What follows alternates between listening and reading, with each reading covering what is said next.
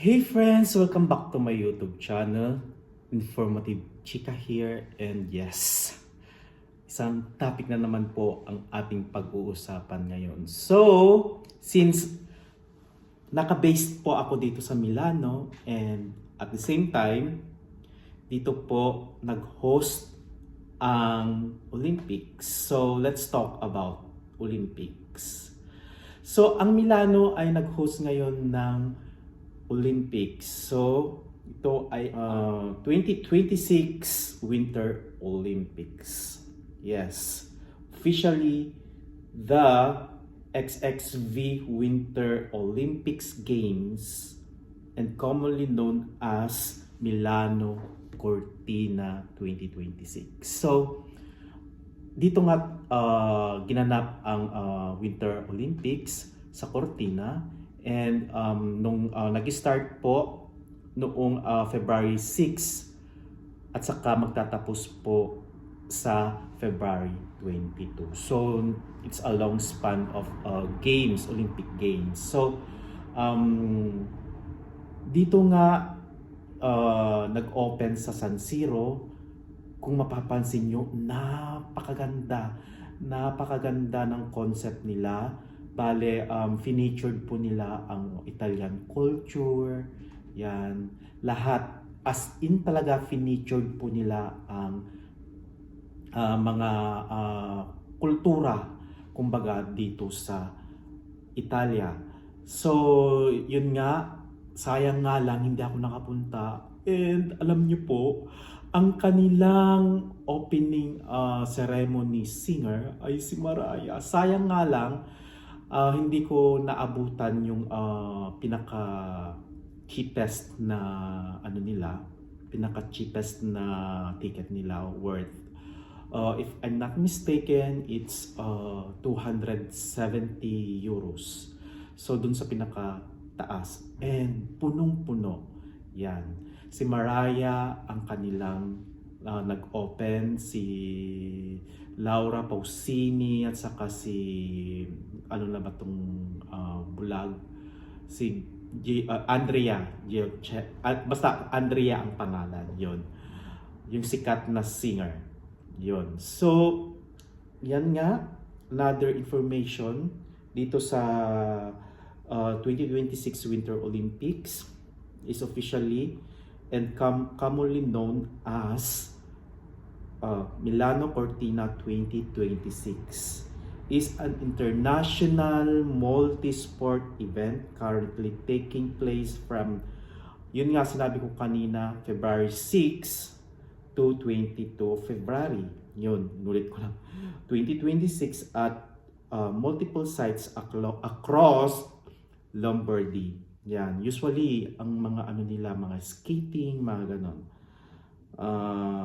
And Northeast Italy, with competition in selected events beginning February 4, 2026.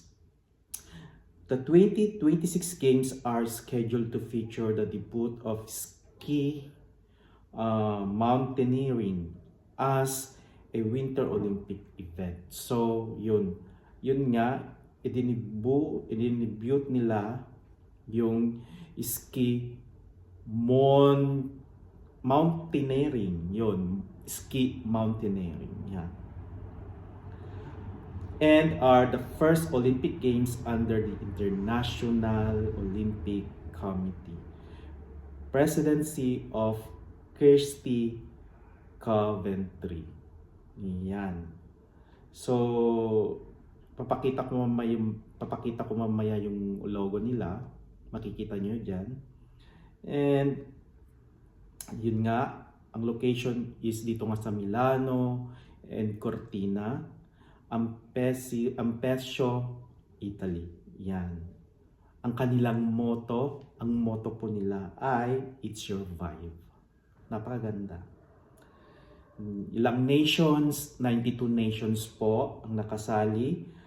Mga athletes, ang dami po nila. It's 2,871. Most of them are men's. It's 1,533 men and 1,338 women. And then events, 116 in 8 sports, 16 disciples. Yan. Opening, yun nga, February 6, 2026 and closing is February 22, 2026. Opened by President Sergio Mattarella, yon. Coldron, Devora, Compagnoni, and Alberto Tomba. Dito sa Milano. And then Sofia Gocchia sa Cortina, Ampezzo. Yon. Stadium San Siro, doon nag-opening, which is, yun nga, doon nag-opening si Mariah Carey, na madami siyang napahanga, and yun nga, ina-accuse na nag-lip syncing siya. Yan. So, sa Verona Arena naman ang closing ceremony. So, dun nga, okay?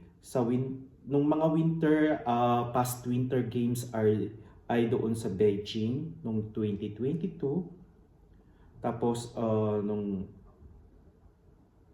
sa Paris naman nung summer noong 2024. Yan. So, sa mga susunod na event ay, yung sa winter ay sa French Alps 2030, malayo pa. And then ang susunod na after Milan Olympics ay gaganapin sa Los Angeles itong 2028. So, a joint bid by Milan and Cortina Ampezzo was awarded the 2026 Winter Olympics at the 134th IOC session in June 2019, beating another joint bid made by Stockholm and Åre, Sweden. Milano Cortina 2026 is the first Olympic Games to be officially co-hosted by 2 cities. Milan particularly hosts the ice event, while the remaining events are hosted in cluster around Cortina, Livigno, and Fiemme.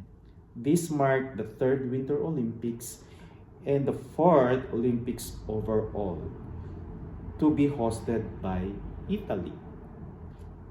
Cortina Ampezzo previously hosted the 1956 Winter Olympics. So sana ay nag-enjoy kayo sa aking information video ngayon about dito sa Milano Olympics. So maraming salamat po muli guys. Kita-kita po muli tayo sa aking mga susunod pang informative videos. So this is Informative Chika. Maraming salamat po. God bless.